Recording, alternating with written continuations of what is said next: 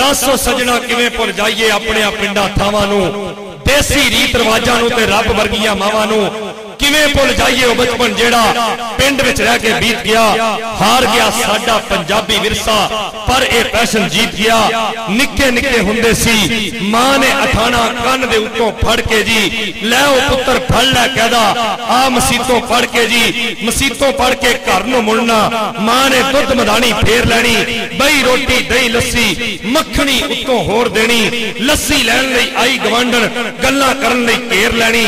पिंड विच एक स्कूल हुंदा सी जिथे पढ़न लई जांदे सी, टाकियां दा बस्ता मलेशिया दी वर्दी, ना कोई टैक्स ना टाट होना, बोरी करों ले जांदे सी। जुमे दी एक छुट्टी होनी, मुरब्बे चलदा वेलना जी, ठंडी ठंडी रौ पीनी, तत्ता तत्ता गुड़ खाना, नंगे पैरी चूरे उत्ते खेलना जी।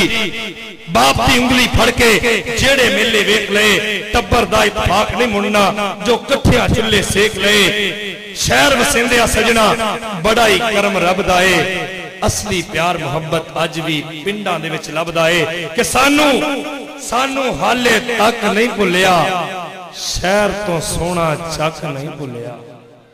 सानू हाले तक नहीं भुलिया, शहर तो सोना चख नहीं भुलिया। हरनी वर्गी अख नहीं भुली, चीते वर्गा लक नहीं भुलिया।